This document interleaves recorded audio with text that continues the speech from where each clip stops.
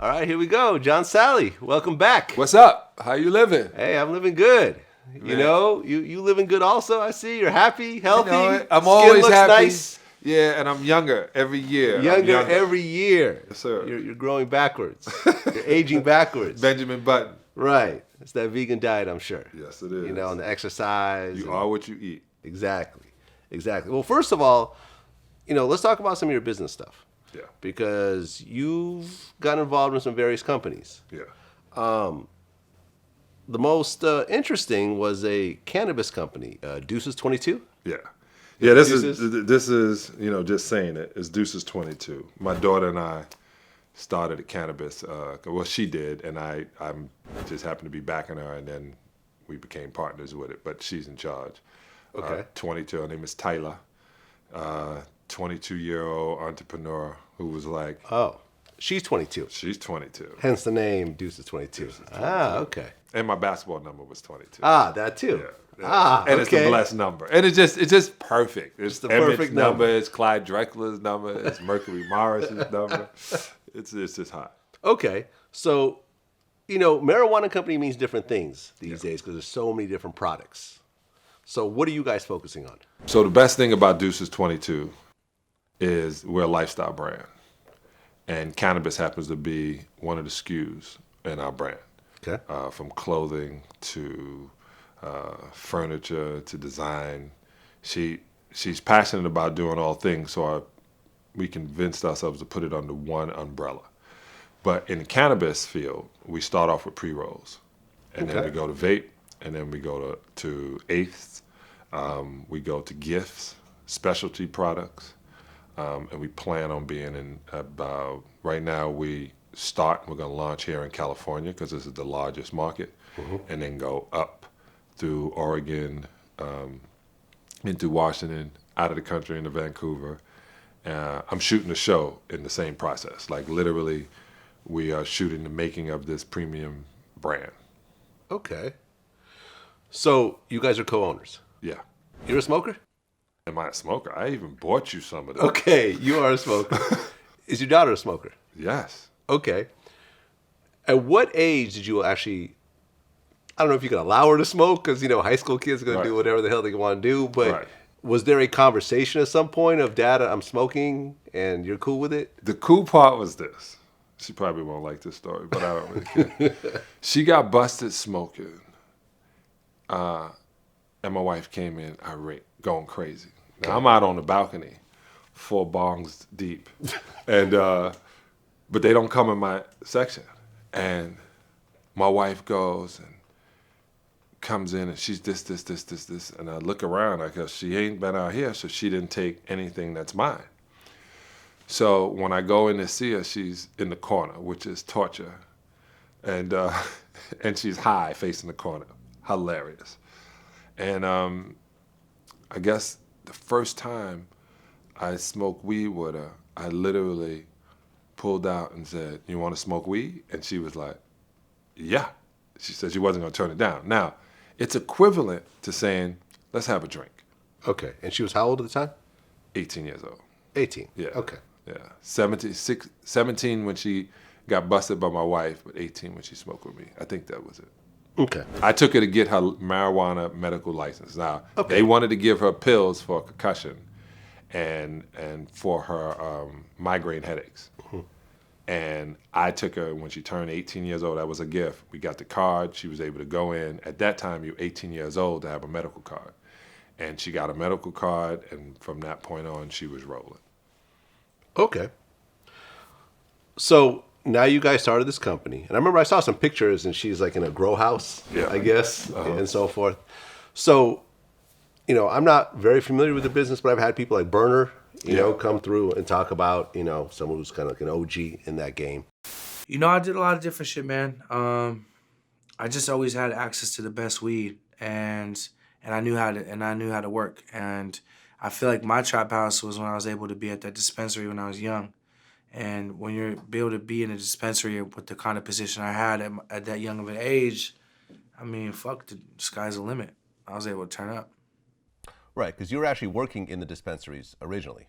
Working, yep. I was working there as a bud tender at first, and then moved up to like store manager. I was doing all the buying of the product and deciding what goes on the shelf and whatnot. And so, at 18 years old, 19-year-old, that's a lot of it's a lot of power in someone's hands.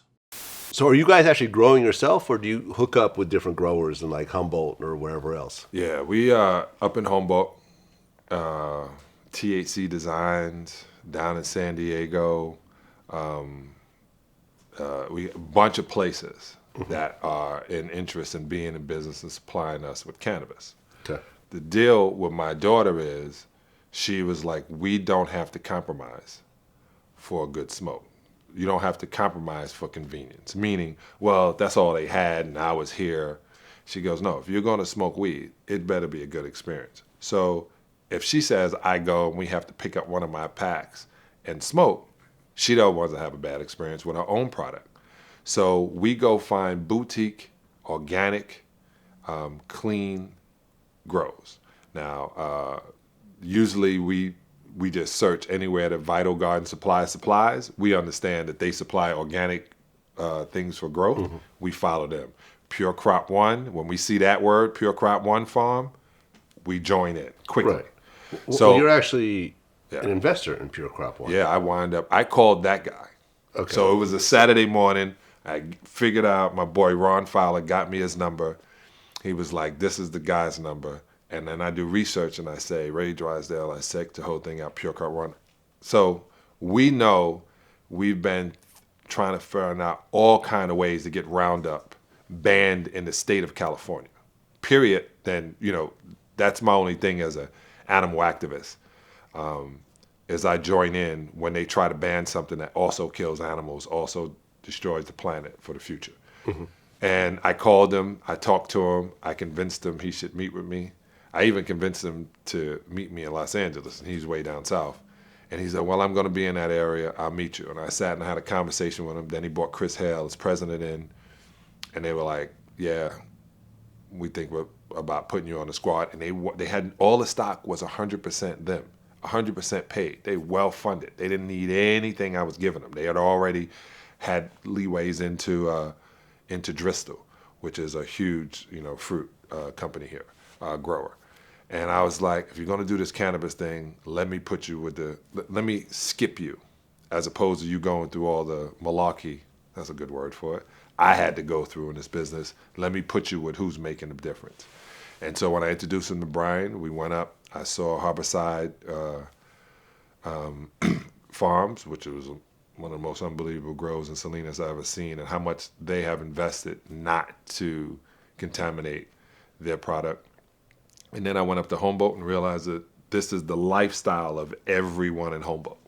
Every kid knows his father's in the cannabis business.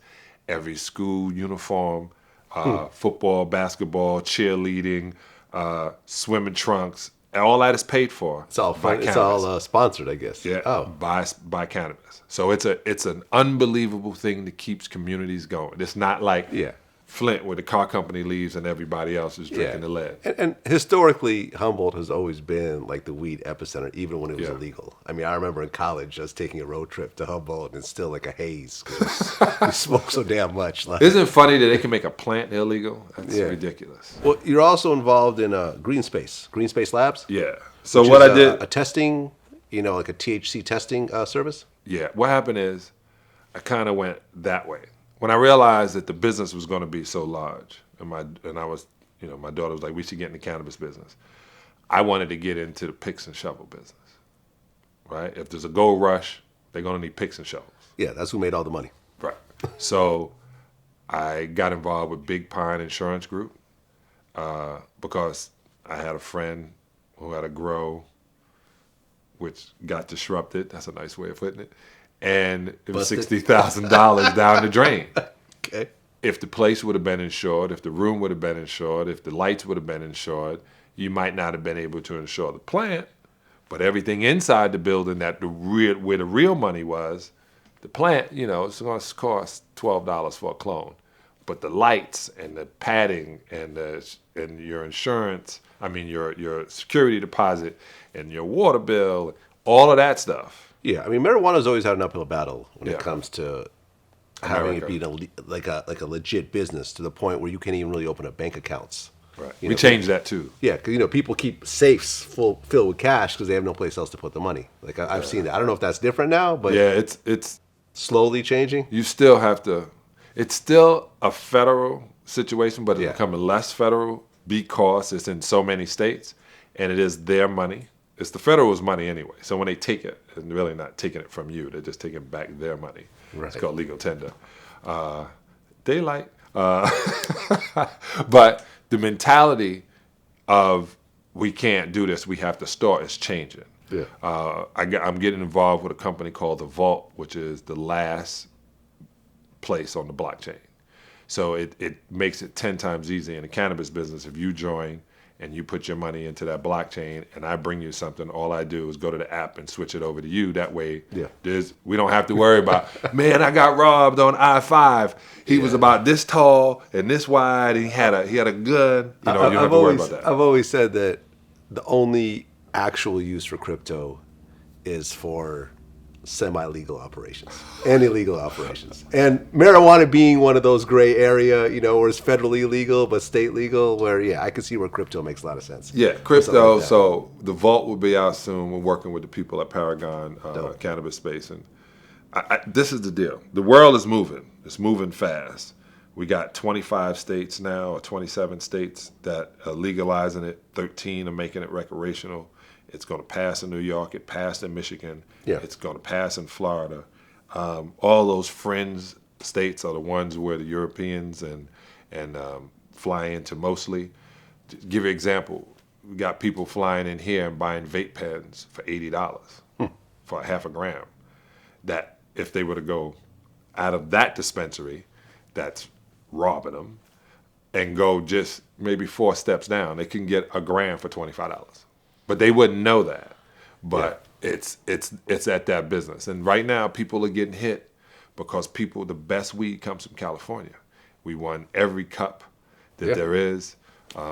You got, when I said that, my daughter went to Amsterdam. She was in Amsterdam. She goes, I want the good weed. She goes, oh, you want the California weed? She was like, no. I want what you got in Amsterdam. She goes, the Amsterdam weed, the best is California. Yeah, I used to go out there and smoke before it was legal out here. Well, dope, man. Listen, I love it. I mean, I love, that you're always hustling and you're always looking for new business ventures, and you actually roll up your sleeves and actually get involved in it, as opposed to just being a passive, silent investor. Yeah, I was going to hit you up, man. There's a thing that I started with a couple of cats. They had it going for 7 years. We made our own YouTube. I know YouTube doesn't want to hear that, but it's called UN.TV. And what happened is I was like, hey, can I have your old stuff? you gonna look at me like, nah, I already. But like, can I have the stuff when you're in the hotel room? I want those shots, and because I started thinking, man, I always watch your show, and I watch YouTube like 3 hours a day. I don't watch regular television anymore. Yeah, I cut my cable like 2 years ago. Yeah, it's one. They all say the same thing. And if I really want to hear the news, I'll turn on NPR. Right. So I'm watching YouTube. I'm seeing and hearing some of the best music on SoundCloud that's not on the radio. So it's like I'm back to finding the only best thing. I talked to Ninth Wonder, one of my favorite, and he has this kid named Q. And I'm up in Hoboken. This kid Zenon goes, yeah, man, this is Q. You gotta check out Q. And I was like, Q, just Q. Bananas. So all of a sudden I'm like, I'm going to go back to hearing hip hop that no one heard, but I'm going back to that style. And I put it into the show. So I said, why can't I be YouTube? Why I got to be on YouTube? But I think I got to get a YouTube channel to see how it works first. Yeah, man. Let's talk. Yeah, we'll talk about it. You and Magic Johnson have always been close. Very tight. When Magic Johnson made the announcement that he had HIV, I guess he actually called you later on that night. He called me, that afternoon. That afternoon. Did you know leading up to his announcement that he had it? No. No idea. So we were in Hawaii doing the Magic Johnson. Remember he had that Albie Shaw was on my team with Bobby Jones, and we had like singers and Tommy Davidson and Jaleel White and the pros were the coaches, and it was a 3-on-3 tournament in Hawaii, and everything was fine. And then he hooked me up. He said, "Yo, man, I'm gonna have you host with Downtown Julie Brown." Okay, from MTV. MTV. Yeah. MTV Rock and Jock B-Ball, and I was like, oh, that's the time that Marky Mark dropped his pants and had his underwears on and got a deal from Calvin Klein. Yeah. And I just thought he was hooking me, saying I'm going to get married. I said, I can't go to the wedding because I need you to do this for me. So everything just seemed as normal as possible until that day. Right, because when he made the announcement, was that before Eazy-E made his announcement? It was 1991. It was October of 1991. It was I was in basketball. I was in camp. I was in a practice, and somebody scratched my eye. Yeah, Eazy-E announced in 1995. So this was 4 years later. So this was essentially, well, I mean, you've seen people like Keith Haring and so forth, some of the, like the art world celebrities, the fashion guys, Right. Announce that they have AIDS and even pass and so forth. But you've never seen anyone in the urban world say that they have HIV until he actually made that announcement. Is that accurate? Well, somebody of that stature. Yeah. So the difference, a lot of people, they probably said just died from pneumonia, not understanding what it was. Yeah. But when Magic came out and said, I'm HIV positive, it's entirely different than saying I have AIDS. So right. So and when he did that, and he was positive, and he was sitting there with his wife and the team, and all of a sudden you're looking at this figure. Magic changed the look or the attitude of HIV. Well, completely, because at that point everyone assumed it was a death sentence. Right. I grew up in the 80s, scared to death of catching HIV. Why do you think that's so?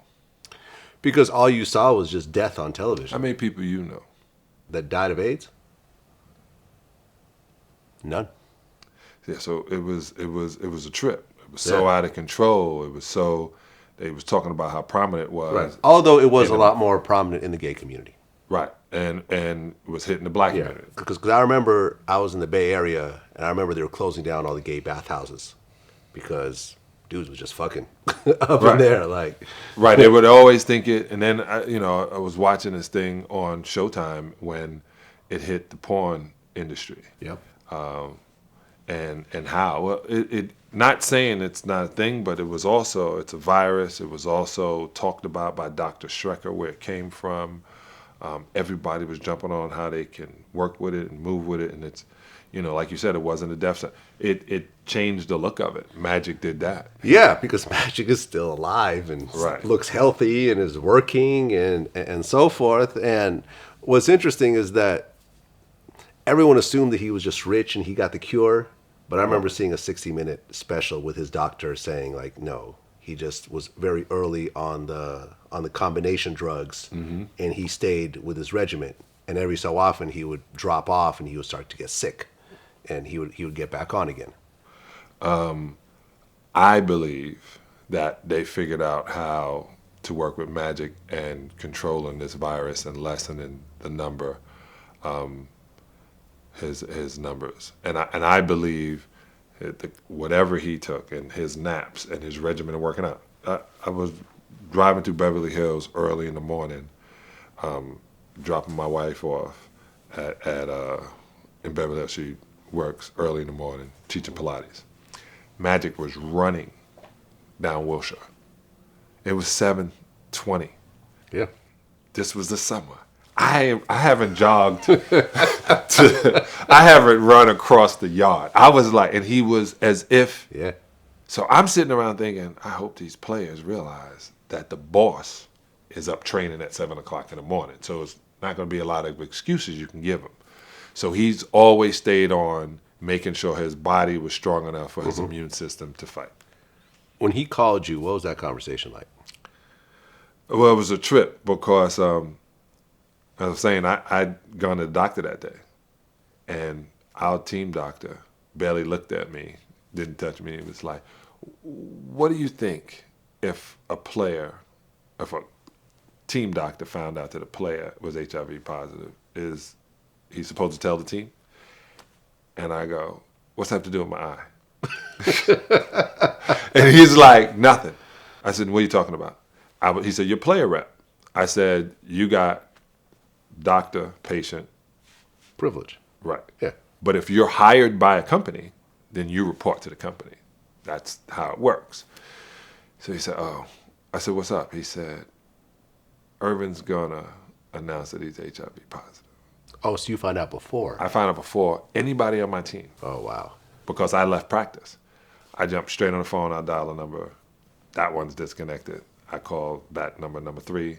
That one's disconnected. Every number is gone.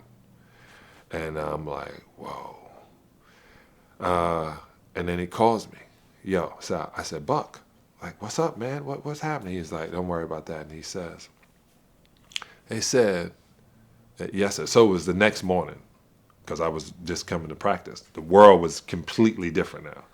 And he comes in and he goes, they said that Isaiah, he gave an answer saying he didn't know what was going on out there in L.A. They do all kind of things. And I said, Yeah. He never said that. I said, I wasn't there. I said, but trust me, he didn't say that.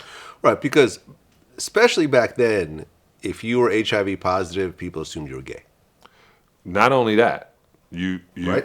you should be put on an island, Yeah. a leopard island. You know what I'm saying? Exactly. You had guys in the NBA that was saying when he came back, I don't want to play against him. Your teammates. I mean, we were completely ignorant to what it was. Well, he was the only, because he ended up coming back and playing for, was it a year? Not only did he come back and play, he took the Lakers all the way to the finals against Right. Michael Jordan, 1991 championship. And I think that he's been the only HIV positive player to have played, right? Yeah. When he lost to Michael, all of a sudden they're coming back around. Yeah. And he comes back. He makes the All-Star team. Yeah. He wins, gets an MVP. You know what I'm saying? He's an unbelievable human. Yeah, man. Now look at him. Yeah. Look at everything he's doing Yeah, now yeah. with the Lakers Yeah, once again, worth $6 billion. and his how much is he worth? About $6 billion. $6 billion.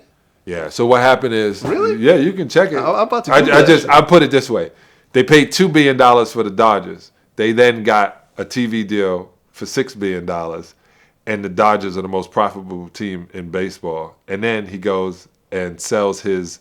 Remember, he sold his bit for like $450 million just to be able to buy into the Dodgers, and then all of his Yeah. businesses. Well, I mean, according to the internet, it's 500 million, but His personal wealth. That's smart. So when you got, let me just say you why you want to keep I your ain't got business nothing. low, Right. and let the business pay for everything. But if Right. you were to do his company, Yeah. what his company is worth, oh yeah, it'd be- all the movie theaters and the Starbucks, and he's the company. He is the company. Yeah, man. So, just a very monumental time in America. Yeah, About how people look at HIV and AIDS, and and then like a few years later, the Eazy-E thing happened, which was Easy another- happened. Easy had AIDS. Yeah, he had full blown AIDS. Yeah. By the time Yeah. they got to him, it was kind of hard to get into him and get his body to stop creating antibodies. Yeah, man. And in these days, because aside from the the actual medication that allows you to control HIV so it doesn't turn into AIDS, there's also pills like Truvada, which a lot of people don't know about, which is a pill you could take to prevent HIV. Okay, so let's think about that. Mm-hmm. So they got a pill / vaccine to stop the virus from happening. Correct. So they also have a flu virus shot. Mm-hmm. So they give people the flu virus shot, meaning they put a little bit of the flu into your body. Truvada doesn't work that way. Okay, so how does Truvada work? It does Truvada work. is a low level of the stuff that Magic takes. Right. See what I'm saying? So what he takes to control his HIV, Truvada is a very low dose of that.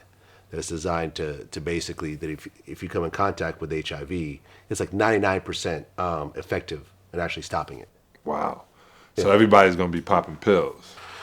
Yeah, it was better Does than it happen? Do you pop before you have sex? I think it's a daily pill you have to take every day. But don't you also realize, man, that a lot of what they've done and you know I'm a conspiracy theorist. Well, Yes, I you are. question stuff.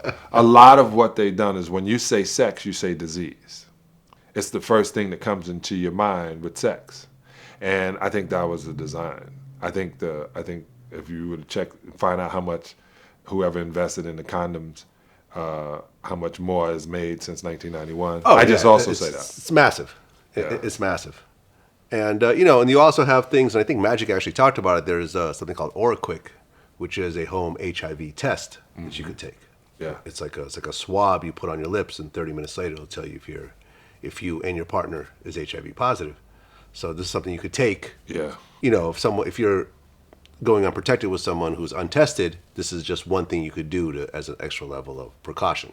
I have to look into that. There's a lot of stuff out there. There's a lot of stuff out there these days that most people don't know about. And I even have this conversation with porn stars, and they don't even know about it. So, you know, if you... Well, they don't. They don't. This is another piece of it, too, man. When you talk about popping a pill and how this came about and people not knowing about it, you see how we know all the negatives of everything. Yeah. But then that sells a lot of newspapers and articles and things like that. Yeah. So a positive push and to be a pharmaceutical costs $1 billion before you can even come out in 20 years of testing. Yeah. So that means they have money behind it. They maybe just don't want to save a lot of folks. Possibly. When you were here last time, this was like the middle of 2017. Yeah. You predicted that LeBron is going to finish off his career with the Lakers.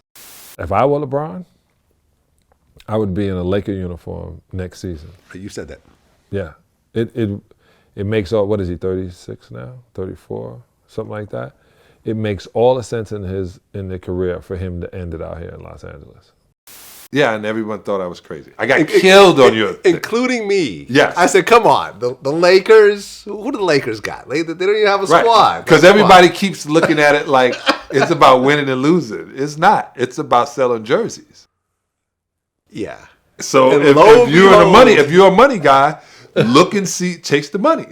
Lo and behold, in 2018, LeBron James joined the Los Angeles Lakers. We're going to have Carmelo Anthony soon. You think so? Because he was let go from, was it the Rockets? And a lot of people are saying his career is over, but you don't think so. He'll be on the Lakers. So let me explain what I think is going to happen. Okay. I mean, I listened to these predictions very carefully now since last time. So. When I was on the Best Damn Sports Show, I would say things, and they would just think, oh, my God, this guy really got hit in the head a lot. I was mentioning certain things about referees and games and all. They were like, oh, come on, don't do that. You know, we'll try. And then a referee comes out with a book, and they looked at me like I was crazy. And I said, dog, I was in entertainment. I know what it is. And I can tell some guys wasn't doing their job. They were doing something for their job. You could just tell, like, oh, you didn't see that? And it would run into, who? You know, so you would question it. But you keep moving because you win and you lose. Then they brought in instant replay. That can't talk to a referee now.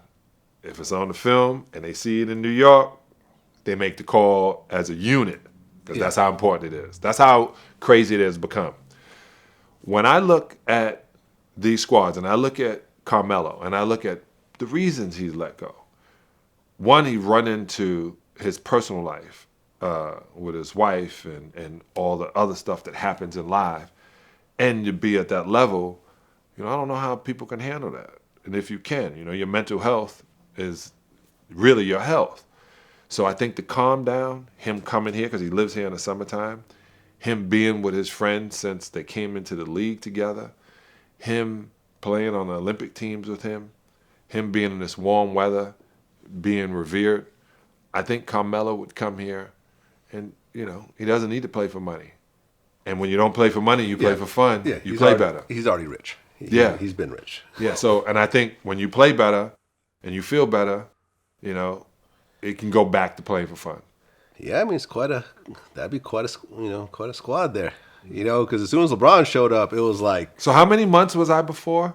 everybody man. else. At least a year. It was about a year and a half. About a year and a half. About a year and a half. Yeah, when I looked and saw with his contract, he was getting new contracts every summer. I said, oh, he's brilliant. Yeah, at least a year. At least a year. And you're one of the only ones calling that. Yeah, I also see, why wouldn't you? Like, I wanted to play for the Celtics my entire life. I still want to play for the Celtics. Yeah. Not even to play with Kyrie. I would like watch Kyrie and probably get hit in the head with the ball. But I wanted to wear green and white. And when I was wearing yellow, that was cool. But I wanted to wear green and white. Well, you said that the Lakers with LeBron can take down the Warriors. Yeah. So you believe that the Lakers are going to win the finals? This is what I believe. Okay. I believe LeBron stays for 2 years. Let me give you 3. What is he, 32 years old now? He plays, he's 36, 37. I believe that... Who's 33? 33. So he'll play till he's 36. I believe that the Warriors are imploding. And the reason is because when I was on the Bad Boys and we had won the second championship, going into the third championship, 90, 91 year, was the worst. It was the dumbest jealousies. We had team meetings over who had too many commercials. So you think that like the Kevin Durant, Draymond Green thing is... The fact that the media got it is a problem. Yeah. And he actually got, Draymond got suspended by his own team. Yeah. You don't go outside. If we're supposed to be a family, why are you telling everybody at church what's happening? You just don't do that. So, and Draymond is by far, well, not by far, one of Kevin Durant's my favorite player in the NBA. He and LeBron, I can't determine. But Draymond was second or third. Right. Like I would go places with Draymond. I would want him on my team. I'm behind him. Right. But I mean, you said that LeBron has the in the most straight way possible. Let me try the perfect body when it comes to basketball. Yeah, he's the perfect specimen. The perfect specimen of a basketball player. Yeah. Even if you put him in cartoon, he looks the same. Right. He looks the same as he does. He looks like a cartoon figure. Right. But you still put Kevin Durant over him? No, Kevin Durant is an inch taller than him. Yeah. Not as bulky though. No, well, I'm skinny, so I like skin. I like things that are my. And Kevin Durant is a better shooter, almost equal in dribbling and defense. Ain't got a big salary, but he is deadly. So if you're 6'11" and can shoot from 30, 35 feet from the basket and jump 46 inches off the ground, you're dangerous. Right. I mean, because when they got Kevin Durant and they started to fill out that team, I mean, everyone pretty much said this is the greatest assembled basketball team in the history of basketball. The Los Angeles Lakers, Showtime Lakers was the best. Do you think that they're better than the current Warriors? Okay. let me say this. Let me get this right. Okay. Klay Thompson's daddy was on that team. Okay. Magic Johnson's the best point guard. Came in 6'9". Then they had Byron Scott, who jumped out of the gym, played unbelievable defense, shot the long ball. They had Cooper, shoot the long ball, D you down. James Worthy, probably the best power forward to play. Kareem Abdul-Jabbar, he's going to get 2 points. Pat Riley. Right. You had Kurt Rambis, who will run into the wall if you ask him to or not. And they had everybody who was willing to do what was ever. But Magic, they would practice. And remember this, we flew commercial. They wore canvas sneakers. The girls wasn't as pretty. It just I'm joking. The women were way prettier. But well, they also weren't as tall overall. Right. And you Humans, allowed the hand check, Yeah. and you allowed to hit people, and the referees understood that it was a man's game and it wasn't a corporate game. The game now is designed for China. Don't yell at the referee. Don't embarrass the referee. No blow-ups of any overextension. The way you're presented, how. It's literally designed to be cool in China. When I was in China this year, I watched a pro basketball game in China. I saw some ex-NBA players, but the Chinese players were 10 times better than they were 2 years ago.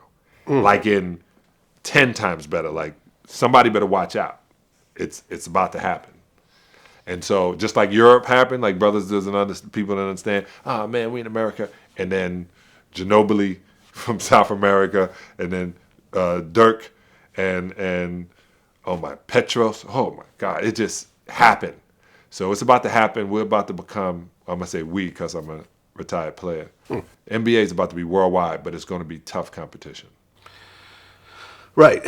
Well, Kevin Durant said that the environment around LeBron was toxic. Does that surprise you at all? Where? No, where is it toxic? Or just being around him? So much hype comes around being around LeBron from other people. He has so many fanboys, the media, even the beat writers just fawn over him. I'm like, we're playing basketball here, and it's not even about basketball at certain points. So I get why anyone wouldn't want to be in that environment because it's toxic, especially when the attention is bullshit attention. Okay, so to put in context, okay, when you're the best player in the NBA and the NBA has focused on you and you're the crown, you're the image, right? That image. You mean LeBron? LeBron. You have to make sure everything around it keeps the propaganda machine working. It's like, I would say, I'll give you an example. When I was playing for Chicago, I wanted to film everything. I'm telling you, because it was traveling with Michael Jackson, Elvis, and the Beatles. It was the most unbelievable traveling situation. We pulled into we fly into New Jersey, and he said, where we staying? We said, we stay at the Plaza. Now, I've been in the NBA all these years. We never stayed at the Plaza. We get to the Plaza, and we go in a back way, and I've been living in New York my whole life. I didn't even know that was a door to go into. We go upstairs, and when I tell you they had a layout of food, and the music was playing, the rooms were unbelievable. Yeah, you guys were rock stars. Right. But Point Michael blank. had a suite, Scottie had a suite, Phil Jackson had a suite, and Dennis had a suite. Those are the only 4 people on those floors. So when you have the show, Beyonce and Jay-Z, Drake, you not coming in, Aubrey, I'm joking, Drake, right? You're not coming in with a little show to put on at the Roxy. You're coming in with the pyros, and you're coming in with the flying ladder, and you're coming in with all the stuff. That's what he means by toxic. Because I see what you're saying. when you want to go and play basketball and get into the gym and get away from it, you have all of that to deal with. As good as KD is, He didn't explain it well. He's not the circus that LeBron is. Right. Yeah. He doesn't. He got $400 million from a sneaker company. Yeah. He got a huge basketball contract. How many championships he got now? 2. Yeah. He has 2. So now he's on this side of the velvet rope. So he's set, but he's never going to be LB. I agree. Well, Allen Iverson laid out his all-time starting lineup. Did you hear about this? Starting 5. Starting 5. Okay, let me hear this one. Kobe, Shaq, Jordan, LeBron, and Curry.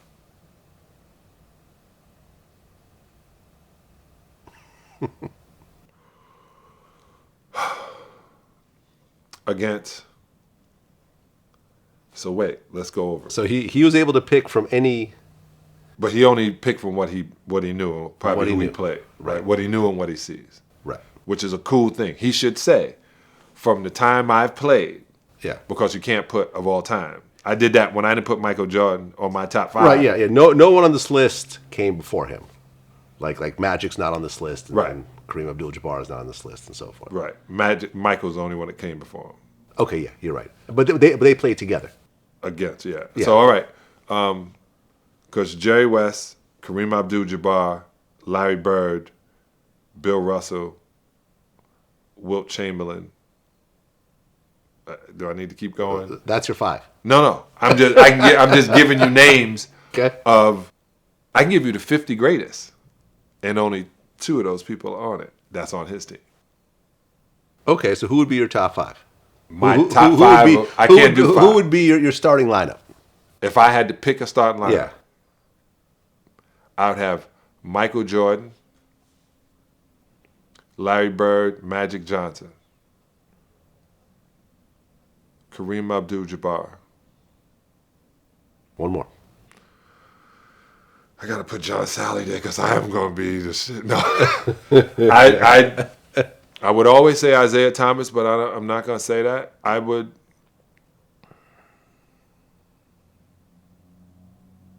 Jerry West used to get 44 a night. A night. A night. Like a regular game. A regular game, 44. Right.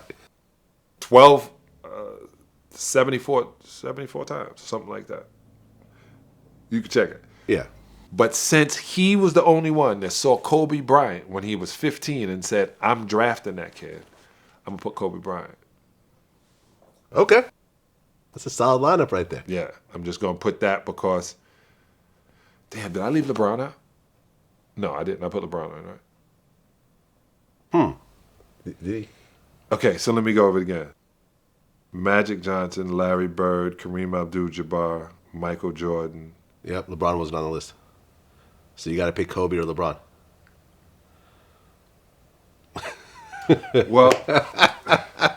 Well, I quit. You quit? Man. Okay, we would have to do that according to eras. That's the only way you can pick those 5 and 5 and 5. I'm going to get myself out of it. Or I would flip a coin. So who had less errors? Kobe? What era? So Kobe came in the 90s. Oh, eras. Okay. Sorry, I got an accent. Kobe came in the 90s, and LeBron was more, I'm going to say LeBron from 2010 to 2020. Okay. Kobe from 2000 to 2010 was Kobe's era. 5 championships in 10 years. So Kobe. I would, at that point. Okay. Who would win on a 2-on-2? Kobe and LeBron or Jordan and Pippen? Kobe, LeBron. Yeah? No question. It's won't even be close. Is it because of Pippen? No, because of Michael. Okay. Because the problem is, Kobe has watched so much Michael and mirrored his game after him, but he's double jointed and he shoots a better long ball. And you're allowed to hand check. But LeBron, see, the funny thing is, I think Scottie is more skilled than all of them. Scottie Pippen is probably the most skilled player I've ever played with. Really? Yeah. And his hands come to his shins. Okay? Standing straight up. But he just happened to be playing with Michael Jordan, so. Well, this is the deal. Michael would turn him, Scottie would get the steal. Scottie would turn him. Michael was not winning until Scottie got there. Let's remember that too. They were losing a lot. Scottie got there, and reason it was Jordan Pippen is because there's Butch Cassidy and the Sundance Kid. There's Bonnie and Clyde. Are you and Scottie still close? It's so funny. I'm really not close as I used to be with my teammates. I talked to Oliver Miller, who I played only like 6 months with. Brian Shaw, who I really dig. Probably one of my favorite players. I reached out to Glenn Rice when I see him. Willie Burton. But not Scottie. I reached out to Scottie. I got Scottie a gig in Asia or something Okay. for 200, some money. 200,000? A lot more. And Nice. It's a nice little check. yeah, I didn't get my 10%. I didn't get 5%. No tip hit. How does it feel when you're seeing this nonsense with, I guess, his ex-wife and Future, and how it spilled into the media, and how ugly it got? So this is the deal. You grow and you grow apart. Yeah.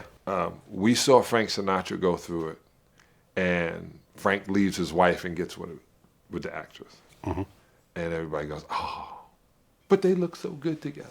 Humphrey Bogart, we see that. But when we see the female move on the way up, it looks different. But times are different. You know, he was high here, and then everybody runs into situations when you cohabitate with anybody. But then when you run into it, man, and I feel for him and I feel for her. She's a friend of mine. Oh, you know her too? A friend of mine. Yeah, like Okay. I was, you know, Scottie was like, yo, I met the baddest girl in the world. I'm marrying this woman. And, you know, 91, 92, I'm, 97, I'm shopping with her, you know, in Utah because there's nothing else to do. And Scottie's playing cards. So, and then, you know, she's really cool folk. But everybody can get caught in a situation where they want something different, and it's okay. It's just when they're famous, they put them in a cage. Yeah, I guess I just hate the Future was somehow in the mix of all this. You know, I'm just gonna say that right there. I'm happy. If it was anybody, let it at least be Future. Like you don't want your girl going and you come back and you see this guy with dirty fingernails. And right. So you kicked it with the guy that just fixed the car. The SoundCloud rapper for real. Oh man. Yeah, you know. Yeah, and Future kind of alluded to it in some of his songs and stuff like that. Yeah, but see, check out how whack. I don't think Future did because that would have been whack. Think about how whack it must be. Because then it becomes a different thought. Oh, you want to say, yeah, I kicked it with your woman. I kicked it with your girl. So what it means, Future didn't do that. I hope he didn't do that. What it means is the dog, who do you want, the girl or the guy?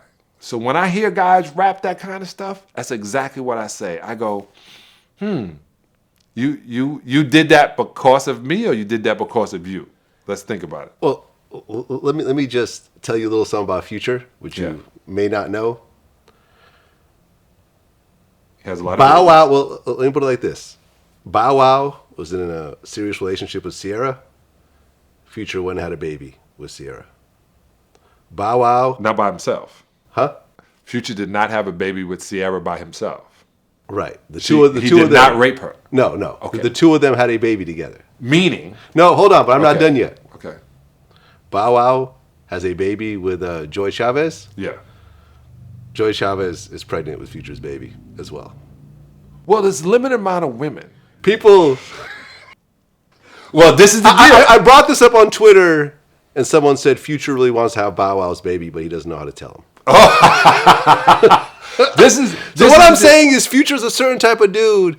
Like there's certain guys out there. I think like Suge Knight is one of them that will strategically sleep with women to get back at certain guys and weirdo shit like that. Really? Like, yeah, man. Like I can't relate to it. Well, let's talk But about I feel the women. Future is one of those guys. But we have to talk about the women because Yes. Future did not rape these women. No, he did not. All right then. So one, don't leave them out of the equation, and two, the situation of guys sleeping, because somebody said that, man, why they arguing and going over Karuchi? One, she's bananas fine.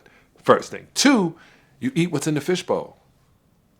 You heard what Pink Floyd said, living in the fishbowl, swimming year after year. Yeah, no, I got it. You have sex with who's around you, but who can get on the other side of the rope? Who can get on the other side of the rope? I get it, and the whole industry is sleeping with the same 5 women, and I always thought that was lame. And, I've been in the industry for a very long time, and I've never done any of that shit. I always thought it was lame. Yeah, I've always went outside.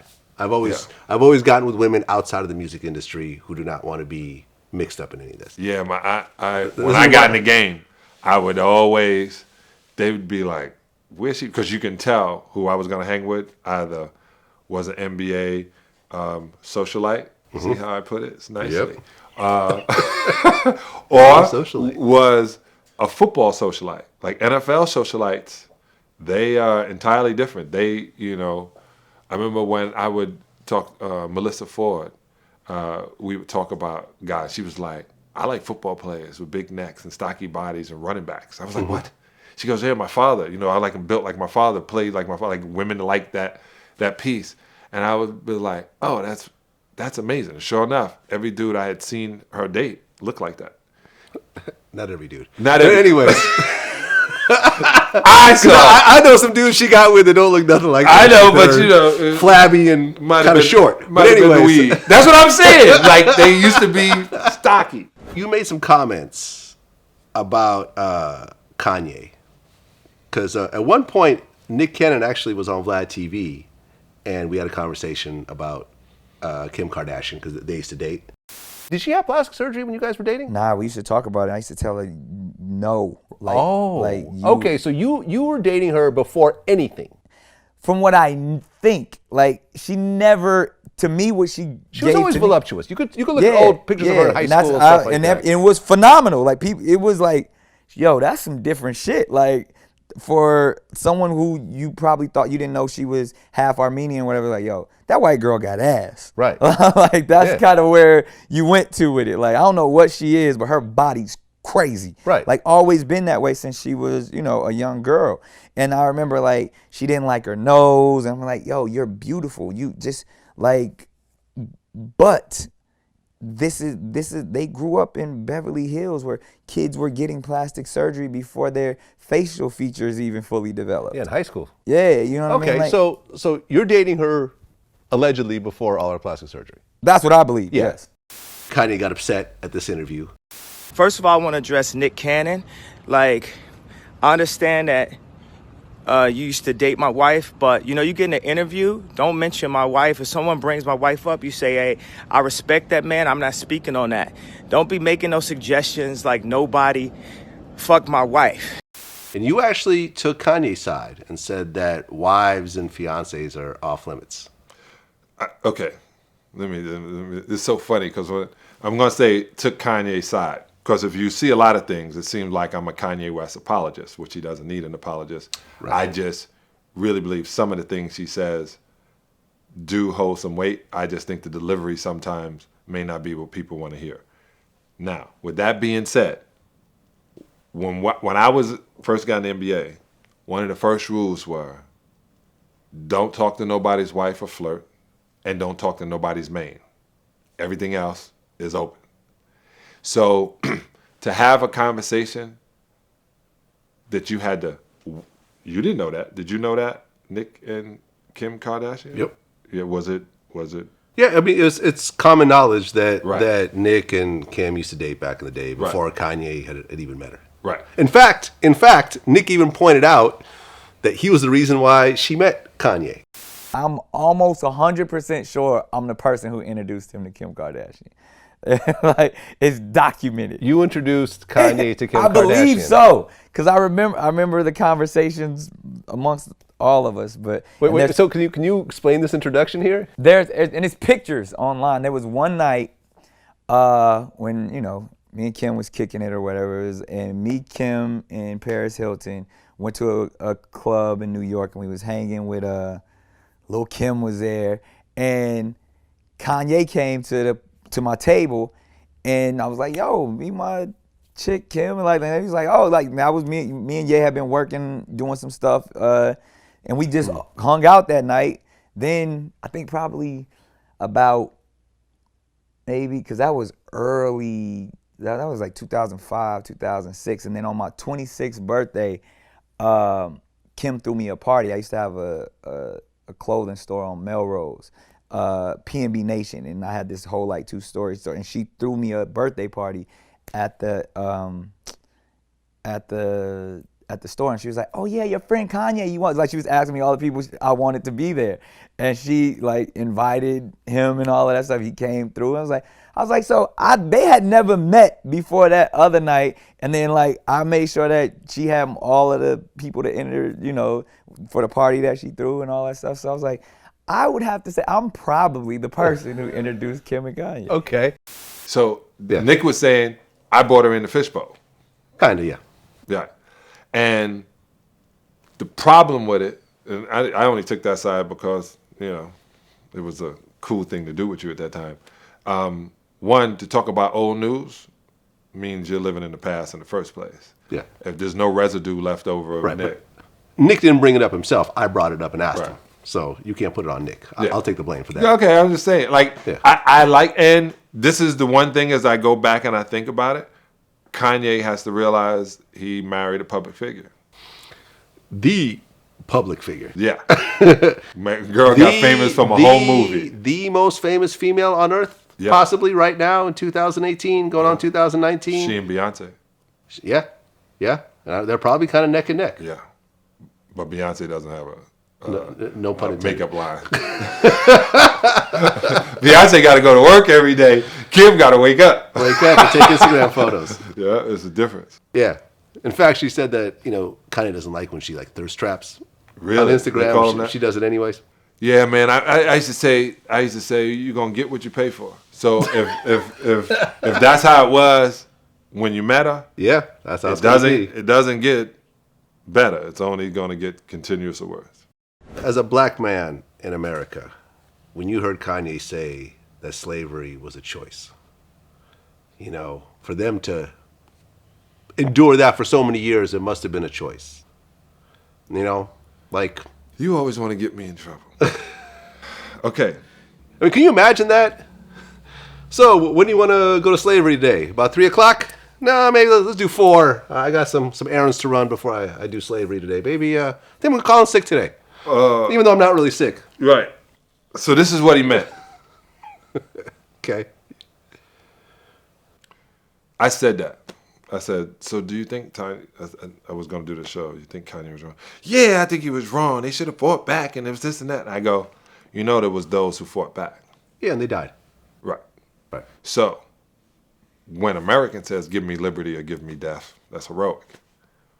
But when slaves did it, and since they were separated, treated like cattle, moved into a situation, their mental capacity wasn't strong enough to unify and say, let's go after our oppressor. They didn't see it that way. Well, but there was also so many things in place to prevent that. Exactly. Like the slave masters had perfected the system Right. over literally hundreds of years. 100 years. 100 years? Yeah, so what happened is when a slave would run, he would run from one plantation to the next. So it's like, and if you go see plantations now, if you go see farms now, when you run from one farm, you're just running into farms. And you're barefoot. Yeah. And I'll give you an example. And since at that time, American slave owners felt that black people were equal to cattle and to livestock, if a horse got out of the stable and they ran to another farm, that farmer would bring him back. You'd return the horse. So the mentality was they had broken him. So he thought over a certain amount of time, people didn't know they were slaves. So he didn't put all that. Harriet Tubman said it. He just agreed with what she said. I freed 1,000 slaves. I would have freed 1,000 more if they knew they were slaves. They didn't know. Yeah. So what he meant by that choice is he didn't know there was another life other than that. So they didn't have a choice. So they did what they were taught to do and what their grandfather did and what their mother did and what was down the line. They fell in line. Yeah, man, it's horrific. And He didn't understand. slavery was around in America longer than it wasn't around in America. Right. And, Is that what they mean, let's make America great again? maybe, man. Maybe. And it wasn't until, you and I have traveled around the world, you don't realize how deeply ingrained racism is in this country until you go to places like Africa or Europe, and so forth, where you just see there's an absence of it. Right. And you suddenly, it's almost like living next to a waterfall. You don't think it's noisy living next to a waterfall your whole life until you go somewhere where, there's no waterfall. Let me tell you how racist we are. I was in Canada, and there was this black guy, this African dude, and I was doing this event, and he was holding a clipboard. So we were running from one event to the next event, and I seen the guy, he was making sure you stayed in. And so I said to the lady, where do I get the next game? She said, the gentleman with the clipboard. And I turned around, and I said, the black guy? And she said, the gentleman with the clipboard. That was a white chick that had to say that to me in Canada. So I realized, as an American, I separate and join into their racism thought. Yeah, 100%. 100%. Yeah, I'm indoctrinated. Yeah. It's my choice to be this kind of slave, I guess. No, but when you don't know. Well, look at your last name. Yeah, Scottish last name. Yo, let me tell you, I got invited to Salley, South Carolina, to the Salley family reunion. It's when the slave owners and the slave masters' descent get together still, and they have this thing called a chitlin strut. And the guy told me the slave The slave owners and the slave. Wait. And the slave, I'm sorry, the slave. The slaves. From back in the day, descendants, they still have a family reunion. Okay. And then he said, yeah, I want you to come check it out. I'm John Salley. There's 47 of us. And so I go to the Travel Channel. I said, you got to let me do this show. You have to, because I don't know whether to punch him or hug him. Yeah. But maybe I'll find out something more about Salley. And if that's the way it was, you can't blame these people that live now to what it was. It's only if they hold on to that as being. Yeah, man, that's deep. So if you see me go down there and have that conversation, you do. I'm going to Africa with my family. We're going to Ghana to start. Yeah, I've been to Senegal. Yeah, I want to go to West Coast, obviously. Yeah. I know I'm from a West Coast tribe because I love the beach. Not too cool about the desert inside. I didn't realize this until, we started doing our notes before the interview. But you were actually in the first 2 Bad Boy movies. Yeah. Yeah, I got in Michael Bay, great director. Oh, yeah. Directed my Nike commercial.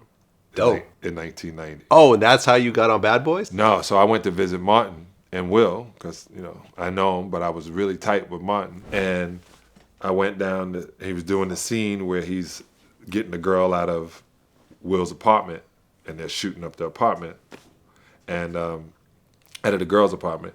And I hear this guy yelling, and I was like, who's that? He says, young director, whatever. And he's screaming and throwing things. I said, hey, man, lower your voice over there. He said, who the hell is that? And I just remembered that's how he was on set. He said, what are you doing here? I said, listening to you yell? He said, Martin, he's funny. We got to give him the movie. And Martin said, you the director?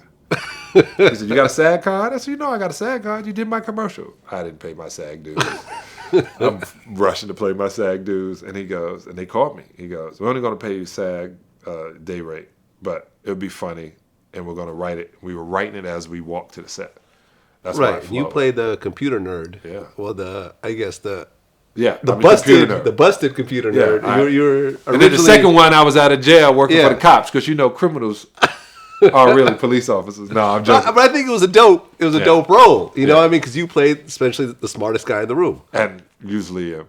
But and rightfully so. No, but so now I'm doing LA Finest with Gabrielle Union and Jessica Alba, where they're bad boys, but they're bad girls. And she left the DEA, Jessica, and they put these 2 women in this position. And I happen to be living in LA now doing my hacking thing, and she taps into me every once so you're in a while. acting in this movie too? Yeah, I'm acting in this. Okay. It's a TV show for Spectrum, comes out in April. Okay. Are you in Bad Boys 3?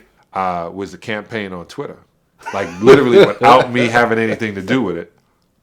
There's a campaign on Twitter, bring black John Salley as Fletcher. I think you can hashtag that. And when I went to set, somebody was like, man, people are pushing for you to get in this movie. I would love to be in that movie. I don't see why you wouldn't be. They said it wasn't bringing anybody back except Will and Martin. And everything else was new. Well, Michael Bay's doing it? No. Oh, well. Yeah. I guess that's the guy that was bringing you in each time. Yeah, okay. Jerry Bruckheimer, he gave me a couple of movies after that because he likes me, but, maybe I'll just, hey, Jerry, I just happened to be outside your mansion, man. Since last time we talked, Bill Cosby got convicted. Being in professional sports for as long as you were in, did you see the type of environments that are being, that have a spotlight on them these days? Were there things that were happening that was acceptable back then that these days people lose their job over? Acceptable? I'll even make it simple. They did a show called Mad Men. Mad Men won, I don't know how many Golden Globes. Yeah. It only showed you the way things went. It was a TV. It was Golden Globes. You win Golden Globes for TV? Yeah. Emmys? Emmys, yeah. Why you had to? Yeah, that's right. That is Golden Globes movies, yeah. The Emmys. Yeah. Look how many awards Mad Men won. And all they did is write about what was. How they treated women, how women worked, the control of men, this whole movement. I saw things that are so crazed that you took it for, hey, that's just the way it is. I went in to pay into the hair salon. My guy owns a hair salon, and I saw one of the hairdressers, and she was reading a book. And I went over, and I normally would go behind her and go, hey, touch her. I went like this with my elbow. Hey. She turned around, and I said, what's up? Because I'm not allowed, you can't touch people on their back. So I was like, hey, or you get in front of them. Yeah. I was like, hey. She was like, hey. Went to give me a hug. I was like, all right. And I give the hug where you don't touch anything. That's how conscious you have to be right now. Yeah. I mean, have you ever had anyone accuse you of anything? Oh, yeah, man. I had a Really? lawsuit. Yep. The day my daughter was born, Taya, 15 and a half years ago, April 21st, my daughter's born. I'm happy. I get a call from George Greenberg, and I'm thinking he's the first to call me, say congratulations. I said, yeah, man, 10 toes, 10 fingers, eyes work, everything is all right, everything. So he said, nah, Sal, I need you to come in. Why? He goes, somebody accused you of exposing yourself. I said, exposing yourself? I said, what do you mean by that? What's that mean? And he goes, well, he said, Tom was this, and the girls did this, and and she sued everybody. So I had to go before arbitration, and at that time, Fox told me that they wasn't representing me. I'm an independent contractor. I had to get my own legal counsel. So I go to Jones Day. You were working... Best Damn Sports Show, period. Okay, got it. 2003, April 21st. And I go in, hear what he has to say. I get a lawyer, does a deposition. The girl who accused me was always in my dressing room, was always friends with me, used to always flirt, talking about what she was going to get married, did all of that. She said that the girls in wardrobe grabbed the boobs in the staircase and always would grab her butt. And Tom Arnold kicked her off set. Other guys would make all this kind of craziness. But she was always around me. And I said, this can't be. Like, this is my friend. What are you talking about? He goes, no, she's not your friend, Sal. She said that you exposed yourself. And she said she was afraid to be alone with you or in a spot. We go into arbitration, and we're sitting across, and my lawyer, she said, John wants to make a statement. And I said hello to her and looked at her husband, sorry you have to be there in these circumstances. She was pregnant at the time. I said, when you called back home on the East Coast, whose phone did you use? Your phone. Why? Because you only went long distance in your room. I know it sounds crazy to those kids now, but we had landlines, this thing. And then I said, when you're watching BET or cable, whose room you in? Yours. You're the only one with, I negotiate everything in my contract, right? Was the door open and closed? I would be in your room all the time. Okay. Then I sat back, and my lawyer said, we'd like to be excused because she said in the defamation, in her what do you call it? Deposition, that she was afraid to be alone with John and all this, what you call it. But she just proved in front of us that none of that is true. Mm-hmm. And she said, are you afraid to be in front of John? She goes, no, he's my friend. I was excused. None of that made it to the paper. No, it made it to the paper. We on this side and we did this. Anything to knock you down. It's never, I say this all the time. People who accuse other people of theirs and you find them not to be true. Nothing happens. They should now have to go before something. 100%. Every time. 100%. I'm not agreeing with the Stormy Daniels thing, but guess what? She lost. She signed a contract saying she was going to keep her mouth shut. She didn't do what she said she was going to do. Right. And the court said, hey. Yeah, you owe $300,000 in legal bills. This is where this is at. They don't do that with everybody else. They don't hold other people at certain points accountable. You have to deal with it. So I got called in on I had so many lawsuits for some stuff, people I don't even know. I remember when I was first came into the NBA, somebody said I had a paternity suit. I was 21 years old. First time I got to Detroit. I said, what do you mean? He said, well, you didn't pay child support for your twins. I said, what twins? How old are they? She said, they're 6. I said, I had sex with you when I was 14 years old. Like, that wasn't a dream. Yeah. I just had Too Short on here. Yeah. And he was telling me about his own paternity suits. And he explained to me, which was mind-blowing. He said, I've even had a couple of, I've been in court a couple times with being accused of being the father. And really? And they weren't mine. So women have taken you to court and said, I am absolutely sure Too Short is the father. Yeah, I got that letter that said, if you don't appear on such and such date, you are automatically the father. Oh, wow. And, okay. some people ignore that letter, And then you got 18 years of payments for a child that might not be yours. And they're not going to take the DNA test at that point because they have a guaranteed check on the way. You're done. Like I don't know how you reverse that. That's a real thing. You could become a default father by Just not showing up to court. Ignoring paperwork. Yep. Yeah, and I ran into one girl literally took a limousine to my house in Detroit and sent letters and all that and rented a suite in my name, and the limo driver pulled up and my cousin Sabrina went out. She goes, "What are you doing on the property?" And he was like, I got such and such in the back. She goes, "Who's that?" And she had made this whole thing up. Next thing you know, I'm taking a paternity suit. I'm taking a test. I proved to be negative. Yeah, man. Guess what? 17 years later, the kid is on Facebook asking me, can I just talk to you? I was like, nah. I ain't want to talk to your mama. I ain't talking to you. Yo, you're a target. You're a target. 100%. Will Smith had a video on Instagram where he said that he gets sued on average 15 times a year. Nick Cannon, when he was here last time, said that We had nannies that sued us or did things like and said, "Oh, your son headbutt me and I'm gonna sue." Like, he's a baby. Like, the fuck you gonna sue us because my son headbutt you? He's 9 months old. Like, he wasn't trying to hurt you. Like, but it's things like that to where, and we've had to settle and pay people because my son headbutt somebody. Oh, so you actually paid that? What else are you gonna do? You fight it in court, it's gonna cost you more than what they're suing for. A 1-year-old. You see what I'm saying? Like a 1-year-old. How much damage is a 1-year-old going to do? Let me just say this also about Nick Cannon. I'm a huge Nick Cannon fan. Me too. But let me tell you why. I saw his first performance here in Los Angeles. He was 16 years old. Mm-hmm. And everything he said he was going to do, he did. So I'm always a fan of doers, not talkers. Yeah, he's a regular on the show. Oh, yeah. Yeah. And he had to settle with his nanny because he just said it was just more trouble than it was worth to try to go through the court thing with her. So that's the thing. It's a shakedown, man. So you asked me about Bill Cosby. Let me just say this one thing about Bill Cosby. I don't know. I miss Doc. And he taught me a lot of things. He always had wise things to say. You guys knew each other? Yeah, man. Really? I became really cool with him in 1989. We're both in the same fraternity, Omega Psi Phi Incorporated. Okay. And he, every year I would see him. I'd go to the Playboy Jazz Festival. I'd sit there. He'd give me jewels, and he would talk about things. He also was isolated and put into a point.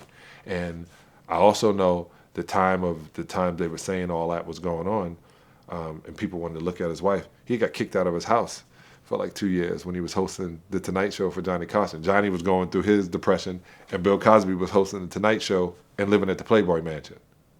I didn't know that. Yeah, so His wife kicked him out. yeah, man. Okay. Like, this is the trip. When they hit you up with all of this that we see now, it has to move fast, and no one does research. And they crucified him, and they used. Wait, I'm not knowing if he's right or wrong. Yeah. I'm just telling you, according to what Time magazine or Newsweek magazine had all the women's heads and sitting there, people were yelling out. There was a ton of things happening saying this dude was at this point and he was guilty and was going down and down and down. And I'm not saying anything, but people were throwing rocks and stones. Yeah, man. You know, and I interview a lot of comedians on here, especially black comedians. And I think what kind of did him in as well was that he was so judgmental about black comedians. Right. Using the N-word and so forth. Like I had Tamla Jones. Her first movie was Booty Call. Yeah. And, With Vivica. Like, I read that script, and when I got in there, it was terrible. Well, I mean, Bill Cosby said that the movie was disgusting. He thought that we focused on advertising sex, and he missed it. We were talking about safe sex, and it was during the movement of when our people our age were talking about sex. You know, TLC had the condoms over the eye. Right. So it was like, you can't stop people from doing what they're going to do, but you can advise them on how to be careful while they're doing it. He didn't get it. What did he say exactly?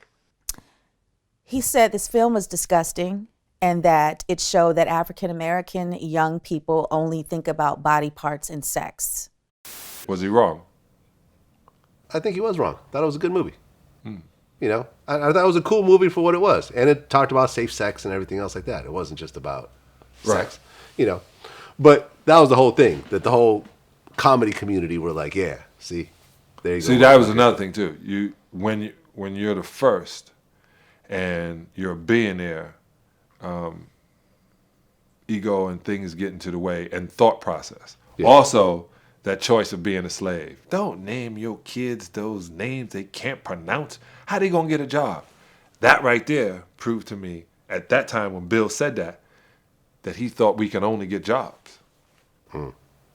So his slave thought mentality kicked in right there. You'd be surprised though how many people run with that concept these days. For example, I just interviewed Warren Sapp, and he was breaking down the names of all his kids. He has like 5 kids, and all of them have very American, straightforward sounding names. And he said it was specifically because I was worried about them getting jobs.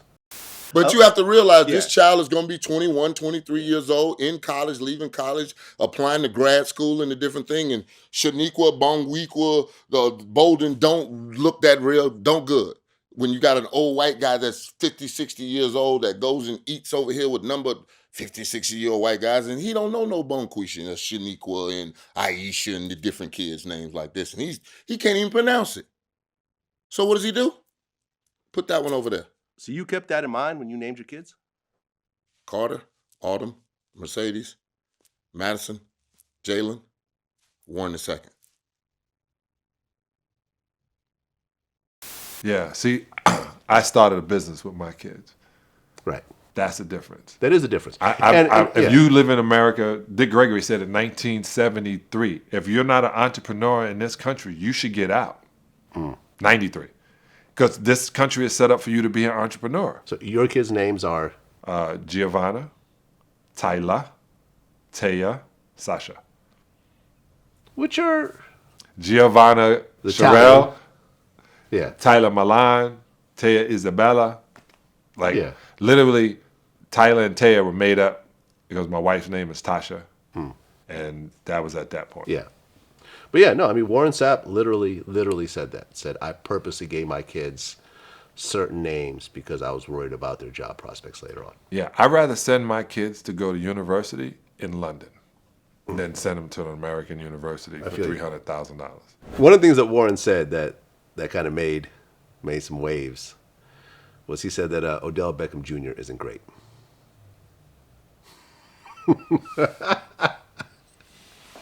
Odell Beckham Jr. is great. So wait. He said he's not? He is not great. You want to play the clip? Yeah. I'll play it for you. On the Rappaport podcast, he asked about a few other NFL players. You said Odell Beckham Jr. isn't great. No. You still agree with that? What makes him great? I beg anybody to show me the greatness in him. What was hold on a second, the deal that he signed? Oh, you just want the money. Well, he signed the money makes you great? No, it doesn't. I'm sorry, then Jamarcus Russell was great as hell when he got his $30 million in, right? Mm-hmm. Please. Well, he signed a 5-year, $95 million deal with the New York Giants. Okay, and what's his numbers this year? Is he playing great? Okay, let's go over this. Okay. So let's explain greatness in a team structure. All right. And I'm not going to talk because Warren and I could go. This is one of my favorite people, Warren Sapp. And to be fair, Warren Sapp was great. Is great. But I mean, when he's not playing anymore. When he was playing, he was great. Was playing. Yeah. In his position. Yes. In Odell's position, when you have to change schemes on defense because of this person, you're great. Period. You're great. If I we got to double team him. We got to double team. We can't man-to-man this dude. He's a great player. Period. So you disagree? I think he's great. I think he deals with great in his sport. I think his talent. I think his tenacity. Yeah. I think his antics on the sideline, that when he was younger, that should have been used as energy on the field. I remember I walked up to him at the ESPN body party, and I said, "Hey man, don't fuck it up." And this is before the catch. Like, don't fuck it up. The one-handed catch? Yeah, because I knew he was bad. Well, Warren talked about the catch, and he said that I played in a time with those Newmans. Yeah. If a drop of water hit them, you ripped them off and threw them on the ground because they were done. The ball stops when those gloves hit. It stops the ball from rotating. So it's Velcro gloves, basically. No, they're not Velcro Well, gloves. I'm joking, but I mean. Just go get a pair, and you have your homeboy throw you the ball and watch how you catch it, and then stick it up with one What are hand. they called? The gloves he uses? NFL gloves. Okay. Everybody uses the same one. The same gloves. That's why they all make these catches. It still has to be brought in. When you extend it and then rolled back in, this is the craziest thing. Larry Fitzgerald has caught some passes with one hand like this, going across the lane. But, you know, he's playing in Arizona, and he doesn't talk a lot. Well, OBJ actually responded to this interview in a very OBJ type of way. So shortly after this interview came out, he caught a touchdown, and this is what happened. To the end zone. Did he come down in bounds is a question for Odell Beckham Jr., and it's signaled a touchdown.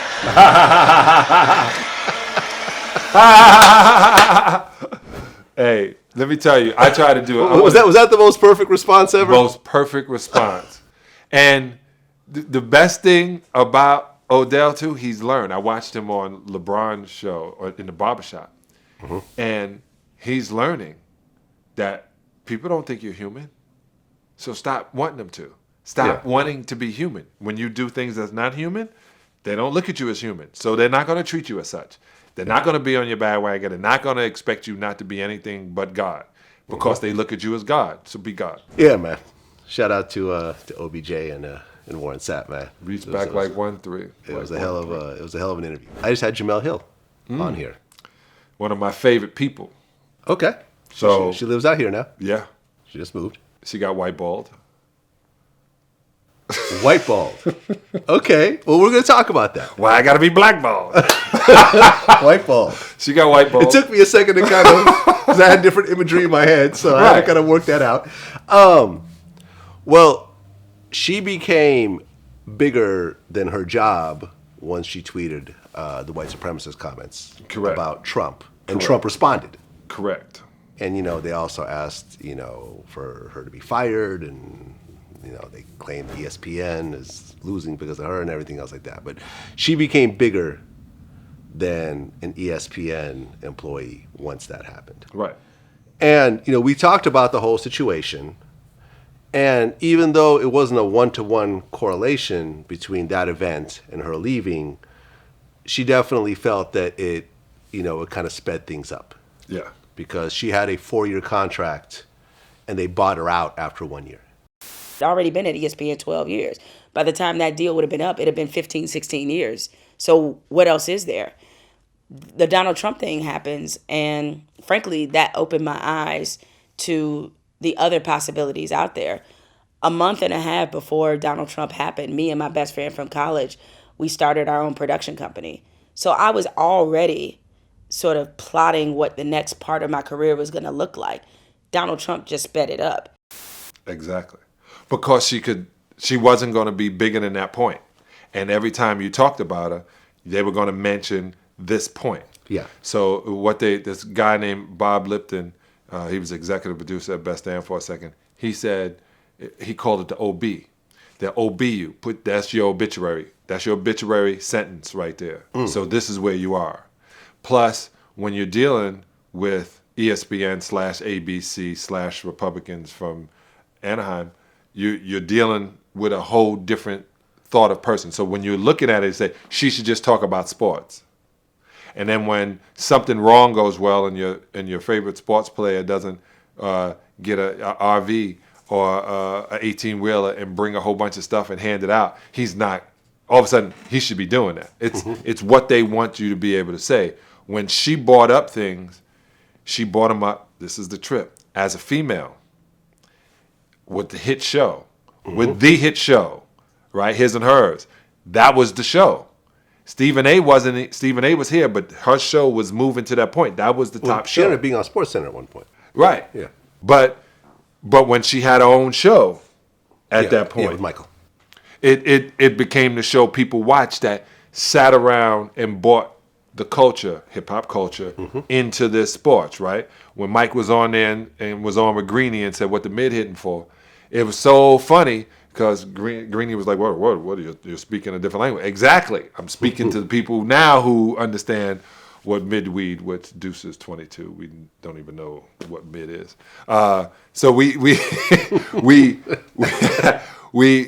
I saw that and I thought about it. Think about what's the oh my God, the sister who got in trouble, dates the white guy, married the white dude, was on basketball with Jalen, and oh my God, I just lost my brain, went crazy. Maybe I need to smoke some Deuces.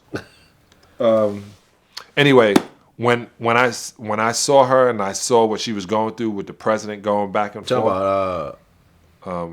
Molly? No. I'll remember it in a second. Okay. Only because I'm on this other point. I knew that there was a way out. They had to get a way out of it. They had to move out of it, and there was nowhere else for them to place her because it's always going to go back to this is what she said. Right. Like Megyn Kelly. When I say Megyn Kelly. The blackface comment. Yeah. Now, but before, Trump dogged her. Like, we felt sorry for her. Yeah. Yeah. I mean, because you had somewhat of a similar job. Yeah. Except on Fox. Were you ever on ESPN? Yeah, I went on ESPN, and they asked me, one, they kicked me off ESPN radio because I said the word penis at night. This is ABC. What are you doing talking about technical things? All right. And then I was on ESPN. I would fill in for Stephen A. Smith and then come on the show. And then I would go on Greeny. And Greeny asked me about cannabis. And I talked about CBD and how good cannabis should be and why every player should get it. And if he does, they probably extend their career by 4 or 5 years. They asked me not to talk about cannabis. I said I didn't. I answered the question. And then, it's just different. It's different at ESPN anyway. They were losing tons of money. Oh, yeah. I mean, people cutting the cord. Yeah. Massive layoffs. Yeah. They built and, studio. Even though she wouldn't, she gave me the no comment look, but, the word was that she had a $5 million buyout from her contract. I mean, from what I read, there was a $5 million buyout. No comment. None. No comment on that. She kind of made that same face with her lips. Like I would have been like this. How much? Yeah. You want me to cut my finger and sign that contract, or you gonna hand me a pen? Yeah, I mean, she made especially in TV. That's That's Michael Strahan money. I mean, and really the reasoning behind some of her statements and so forth was really kind of tying into what was happening with Kaepernick and everything else like that. When you were playing, were there any protests at all that were happening? Mahmoud didn't want to stand up. Mahmoud Raul. He played for Denver. Remember, he was the long shooter. His name at one time, he talked about it too. That was one of the first. What was his name again? Mahmoud Raul Roof. Christopher Williams. Mahmoud Abdul Rauf. Yeah. Got it. So he didn't want to stand up for the national anthem. Yeah, it's from Mississippi. And they were like, "You better stand up." He was like, "I'm not standing up." He sat down, ended his career. And when I tell you they got rid of him, they put a black hood over his head and pulled him out and put him in a van. You had to look it up. This kid was an all-star. He was Shaq's point guard at LSU. He was shooting the ball like Steph Curry before Steph Curry. He was that good. Yeah. See, because he had Tourette's. I mean, because that was the the argument when it comes to Kaepernick is that, well, he's not exactly an all-star player these days. It didn't make it. So if he was an all-star player, would they have taken it? Would they have said, "Oh, the all-star just pointed out something. Let's do it." Or the fact that he pointed out something that was truthful. So once you point out the truth, right? Mm-hmm. I said this before. If what I say, if the truth I say hurts your feelings, you need to check your ego. Like, you have to check you if I'm saying the truth. You yourself, though, never protested. Let me think about that. let me think about how I put that. Yeah, I protest a lot. I was player rep on all my teams except the Lakers. And I was very, very vocal about off the field. Well, for us. Yeah. But you never actually went as far as to about social issues, what's happening socially. Yeah. I showed up in 1990 to give a check to Nelson Mandela as he did his tour. The Detroit Pistons gave me $1,000. $1,000 to give him. I wind up getting a jacket and a hat, and then Isaiah showed up and we put that on. $1,000. That's it. Yeah, and I didn't understand why. And so I guess that was my form, and I was always wearing a kufi and hanging out with Spike, and I was very pro-black, not anti-white. That was a big thing I was pushing too. You have to judge people. Yeah. But as black people, because we're disenfranchised and because we've been designed not to work together, I had to give it a title. Right. But do you think you'll ever see a protest in basketball in the same way that you saw, what Kaepernick triggered in football? I tell you this, if Cap, I wore a shirt for it, I bought his shirt, if I see him, I talk about it. I think what Nike did was unbelievable. Yeah. I'm going to tell you, I was trying to do this movie with Carlos and John holding their fists up. It was a story about them from that point of view. From the Olympics, yeah. And it's a trip when you make a stand for what you know is right. It's still, if you're going against the powers that be, the powers are the reason it's not right. So when you're protesting, you're saying something, unless you got some French people behind you who know how to protest, watch what you do. Watch what you do. I tell you this, whoever organized the protests in Egypt and in France are unbelievable. Oh, yeah. Well, especially Egypt. I mean, they actually overthrew the government of Egypt. In a week. Yeah. Yeah, the Arab Spring was no joke. Yeah, so when you have that, when you got that kind of focus, you got to think. You say, well, I'm thinking beyond myself. I'm fired up. Let me see what I'm going to do and what I'm going to say. What Cap did, I thought was amazing. And what he did is better than standing up and putting your hand over your heart. That right there is also, the Bible says, have no other idols other than I. Mm-hmm. So when you salute the flag, you are saluting the idol. Yeah. So that part. And to bow and get before on one knee is literally the highest honor, right? If someone comes before you and you go down to your knee. So what he did, if he would have said, hey, I'm going to honor America a different way. I'm going to really give it up. I'm going to get down on one knee. Because if you got down on one knee to give a ring, you're great. Mm-hmm. But when you get down on one knee to make you pay attention that I'm no longer standing for the bullshit. The way he worded it. The Afro already threw him back to, let's show pictures of the Panthers. Yeah. So America was already afraid and already had figured out ways, CIA, to dismantle the Panthers, who did more good than negative. Matter of fact, they did no negative. And him playing in Oakland, they just felt somebody was brainwashing them in this part. Mm-hmm. And it's easy to say that. Yeah. Steph Curry recently said that he didn't believe that man had actually landed on the moon. And you have an interesting take on this. I got a great take. Let's hear it. You and I, because one of the reasons I got a Tesla is you. Okay. Right? I'll take that. And I thought it was fly. I've been seeing it. How do you like it, by the way? It's the best. Best car. If you drive another car after driving a Tesla for a year, you will crash. Yeah. Because other cars don't alert you. Other cars are not engaged with you. Best car I've ever owned. Best car. You're welcome. Yeah. Thank you. And okay, so I'm on Tesla Mulholland here in Los Angeles, and my phone drops. My phone drops. Okay. Do you know why my phone dropped? The phone drops because phones are connected by cell towers. Okay. Not satellites. Cell towers. Mm-hmm. So I can't get my phone to work on Mulholland in 2018, but we took a plane, a jet, left our atmosphere, went to a moon that's floating with us, shot off a space shuttle. Mm-hmm. The spaceship kept going around the moon. This goes down, lands on the moon. They get out, they jump around, and they take a picture.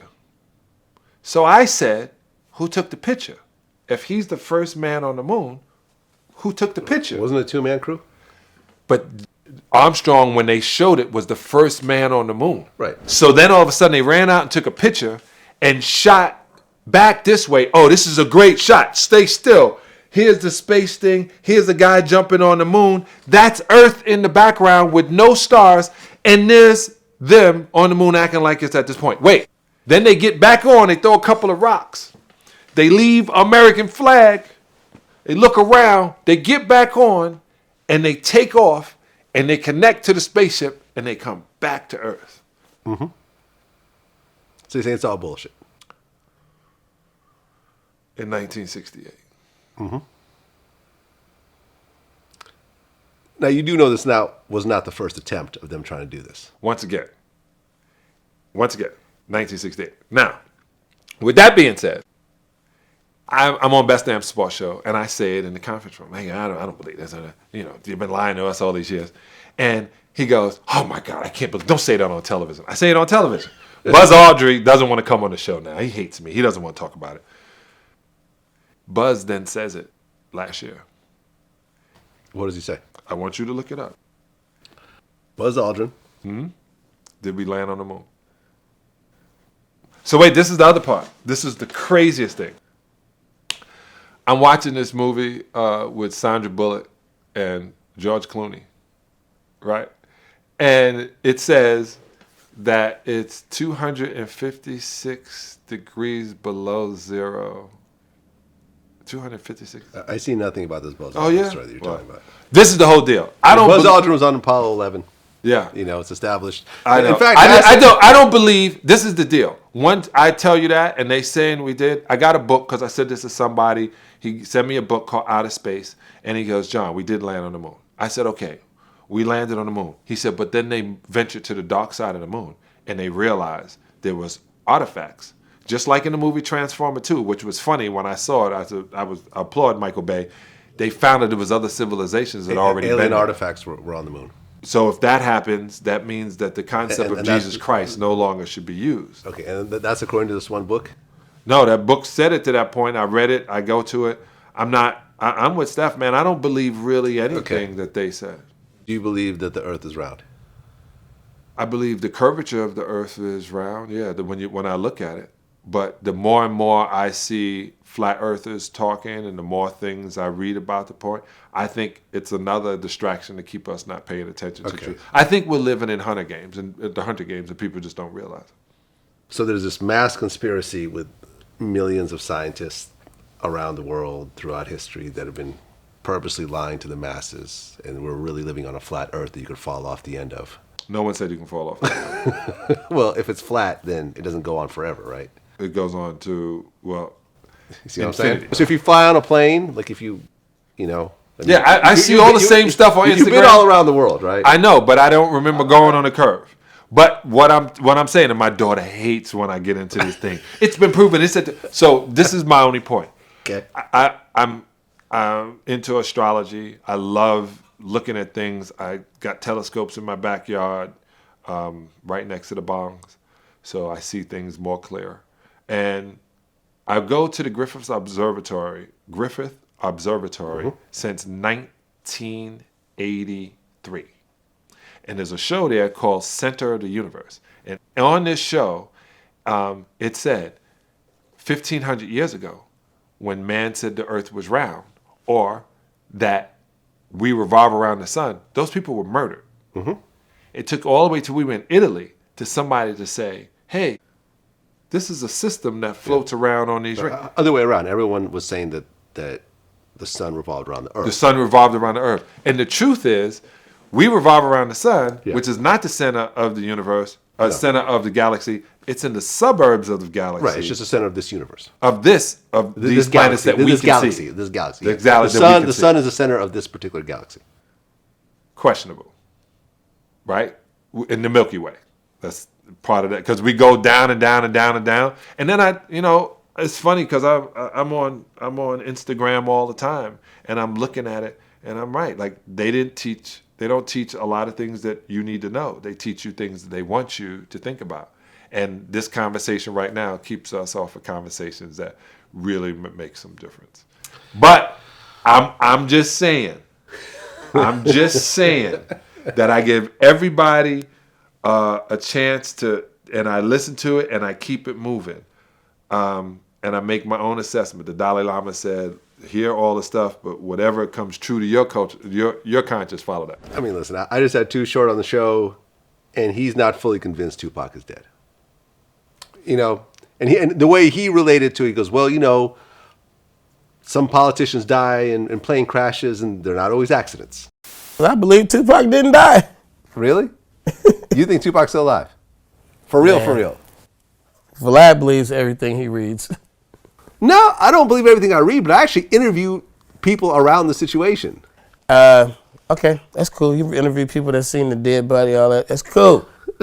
You must live with your truth. Right. But So I'm telling you. You believe Tupac's alive right now? I'm just saying that every politician did not die of fucking the car crash. And some of them motherfuckers got killed. Okay, fair enough. Some of them plane crashes were deliberate. Okay.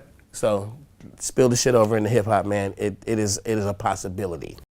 There's no reason for it. I would understand if it was a reason for it, but there was no reason for the powers to be to keep Tupac like saying, "Hey man, we're gonna do you a favor." What was that gonna do for him? Listen, Tupac's dead. I've talked to so many people around the situation, from his close friends to his family. Michael Jackson's not dead. But Michael Tupac, Jackson's not I'm dead. joking. Prince also? I went to the Michael Jackson funeral. They didn't open up the gold casket.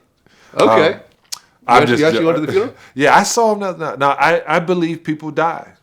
People die. Yeah. Whether you like them or not, whether they're famous or not, people die. Yeah, especially if you're living a hard lifestyle, man. That's always, someone who's in my 40s, when I see people pass away that are my age, it scares the shit out of me. Yeah. You know what I mean? That was the average age to die in America was 47 at one time. Oh, yeah, I believe that. A lot of people didn't live in the 80s. Yeah, real talk. And, and I talked to my doctor a lot about it, and he goes, well, when you look at most of these people that are dying in that age, drugs usually has a role in it. Right. You know what I mean? You look at Michael Jackson, you look at Prince, you could look at hip-hop, people like... None of them died from marijuana, though. None of them died from marijuana. None of them died from cannabis. But they all died from things made in a factory by the government. In fact... Not by the government, but by labs the government have approved. 2018 has been the deadliest year for rappers in terms of drug overdoses and murders. Yeah. Particularly drug overdoses. You know what I'm saying? Like from the Mac Millers. Mac Miller was unbelievable. You know what I mean? Little Peep, which died, he died late 2017, but still, within a close, range here. There's a lot of overdoses. A lot. From pharmaceutical made opioids. Drugs. Yes. That you get at the drugstore. Exactly. Right. It's almost like the new crack epidemic. Yeah. Crack at a different point, but this is like heroin and those sleeping pills. And those pills that people were popping. I never got into the pill popping game. I've always been in the herbs. Me neither. It's just matter of fact, I never even got into the cocaine and hard drug game. I had a close friend of mine overdose and died at 23.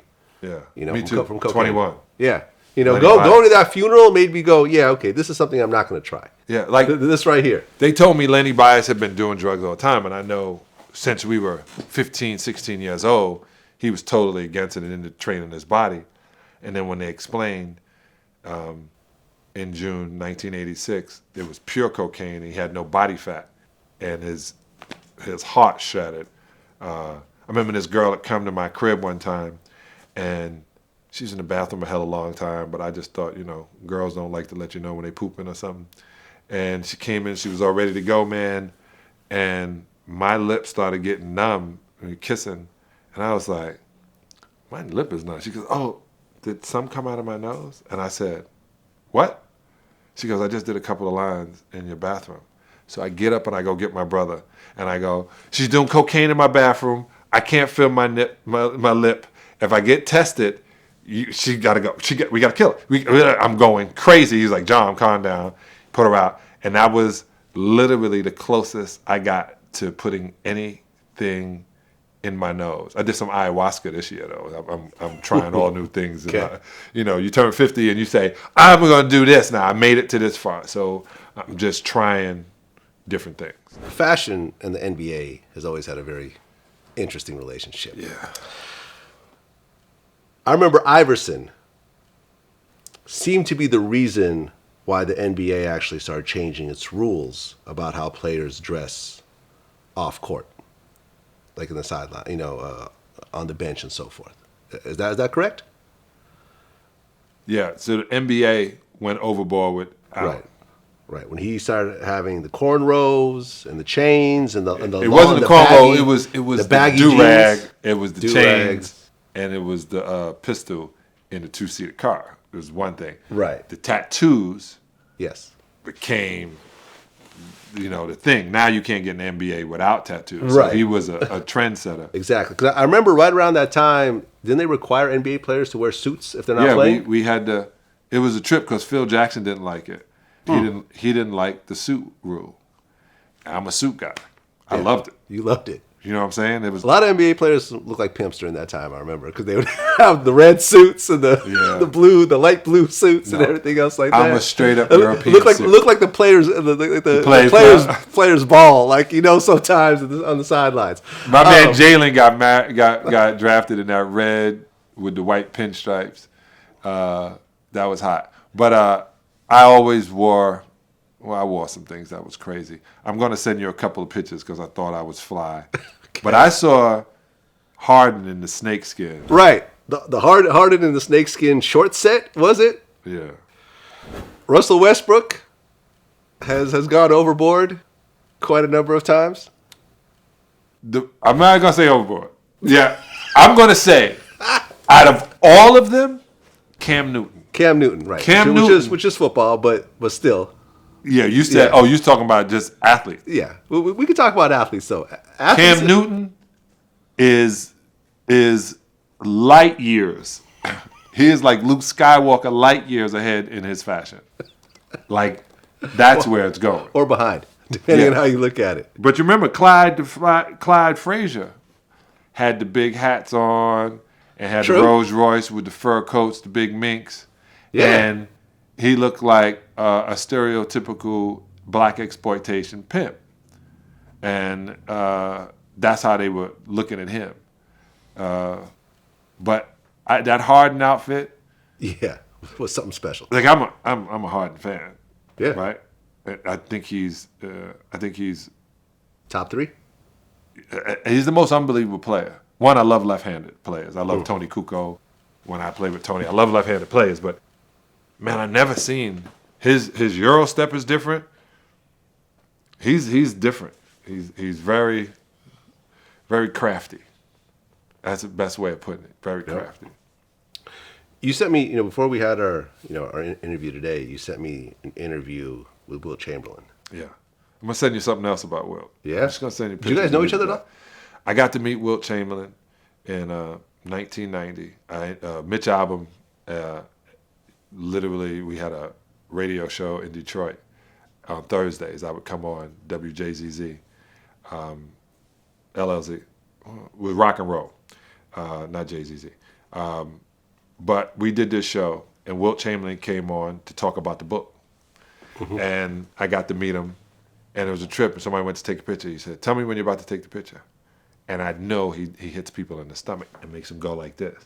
Okay. And I had already heard he does that. So I tightened my stomach up. He said, tell me when you're taking the picture. He said, taking it. And then Wilt hits me and goes, you're kind of tight, young fella. And I'm like, but I found Wilt to be I found him to be very much like Dennis Rodman, even sound like Dennis Rodman. Okay, I could see the resemblance. Yeah, the sound. Yeah. But Wilt just didn't think marriage worked in the modern times. It was a crazy thing in 1972 in Life magazine. It was called The Marriage Experiment. And in the magazine, it said it didn't work. So I thought that part about it. And you were allowed, he was, 70s, all love, and he was accepted as a black guy and a giant. And you can do what you want out here, and he had money. He didn't have to go to work every day. Yeah, when he claimed that he slept with 20,000 women. Yeah, he didn't say he had sex with them, he just slept with them. Right. It's interesting. I had... yeah, I did that. That's the time I interviewed him. Yeah, I mean, I remember I interviewed this porn star, TT Boy, who claimed that he slept with 10,000 women, and he actually broke it down. Let's just say 100 girls a month. Let's just say, 60 or 70 girls a month, just to make it even lower than the truth, real low. You know what I mean? Way lower than the truth. Okay, so let's say 60 girls a month. 720, right? Times 12. Right, and how many years I've been in the business? So that could put me at 15,000 or more. At that rate, you'd be at 19,440 girls. Right. And, in my office, after I stopped being a regular performer, I ran my company. And in my office, in my lobby, sometimes there's 20 to 30 girls every day waiting to get in to see me so they could get some work. The guy with AIDS had been in 1,700 movies. The guy who supposedly, Michael Williams, I think is, or Mark Williams, who they had gotten down to that one. I saw it on the documentary, like I said, on Showtime. Ron Jeremy, and they got it down that he was in 1,710 or 1,720 movies. So if you're in 1,700 movies and you're having 3 sex scenes in those movies. Yeah, no, that's pretty much how he broke it down. Yeah. Do you believe the 20,000 women story? That's a lot, man. You're just fucking... That's a lot. Yeah. That's a lot. That's a lot. Yeah. Because, it's very interesting. You see this, you definitely see it in music, where you have so much access to beautiful women that so many men just don't settle down at all. Okay, the word settle down. They don't get married. Yeah. And that interview was really interesting because he basically said he's never been hurt by a woman. Well, he said they asked him, he said, yeah, I've been at this point. There's a lot left in that question, too. And I'm going to send you a picture of Wilt and his outfits. You're going to flip out. Oh, yeah. He had some crazy outfits that he would wear. I guess he didn't realize he was 7'1", 300 pounds. Yeah, I'd never actually heard an interview until you sent that to me. Yeah. I wanted you to see it because really insightful guy, man. Yeah. Really, just his approach to everything. And he was also, I guess, a Republican. And, he was complex in his thinking. Almost like, I don't want to compare to anybody, but I was just saying, he definitely was a different type of thinker, where he would just drive cross country by himself. Mm-hmm. And stuff that you don't really see human beings doing. Right. He had a heart attack in his sleep, and they said the blockage was here, which most big people, or most people that have a heart attack, it comes from a blockage here. They can't get the blood. You either have a stroke or a heart attack. So driving across country wasn't a smart thing to do when your body is so long. I wanted you to see that interview because Roy Firestone blessed me by I used to love the show, and he put me on like you did. And I wanted you to see his delivery and how he would, now, he does his comedy and his one-man show. But I remember you used to want to be on Roy's show, like people want to be on your show. And except you got the drum set behind us, which is a great touch. Great touch. I always want to see it move, though. I want to just see the cymbal just one day move and be like, what happened? What happened? Someone just jump back up there? From behind. Yeah. Well, man, listen. John Salley, it's always Yeah. a pleasure, man. And Well, you and always. I, we keep in touch. Yeah, man. You know? I keep sending you positive vibes Yep, at all times. You always send me dope shit. Yeah. Congrats on this new company with your daughter, which I think is really dope. Yeah, I appreciate it. As well as, I know you're invested in lots of other, vegan companies and so forth. I'm primarily pescatarian these days. Yeah. So you like eating things that carry parasites? Yes, I do. Okay. Enjoy your parasites. They're delicious. but I am, I would say that I try to eat vegetarian most of the time. Good. So stay away from the cheese and dairy products. Those are the killers, and they have linked them to cancer and heart disease and diabetes. I believe it. And inside a fish are parasites swimming as you see them. So if you're in Japan, first thing they do is if they have real fish, point to pay attention to. If they have real fish, they run a blue light over it, the UV light, and you see the parasite come out. And then they take the parasite off, and that's why you get small amounts of fish with a lot of wasabi. So if you're going to eat fish, cover it in wasabi. Cover wasabi? That's if you're going to eat fish, let it be crackers. Fish crackers. Just fish crackers. Let the fish stay alive. Well, clearly the vegan diet is working for you. You look great. Thank you, man. And I'm trying to stay. I'm 54 now. Yeah. I want to have this conversation with you when I'm 84. Yep. And we're all on a plantation. We knew it was going to happen, Vlad. They were going to bring us back. That's why I found a way out. I'm doing a show called Black to Africa. Okay. And it was first a movie, and I started getting invited by all these African countries, and they used to always say, "Go back to Africa," right? That was a thing. You go back to Africa. Go back to Africa. Right. And no one. I did the research. No one ever said, "Hey, I'm going back to Africa." And I said to the guy, he goes, "Well, where are you going?" I said, "I'm gonna do 50 countries." Wow. Where you going? I said, "Africa." And he goes, "I thought you were going to do 50 countries.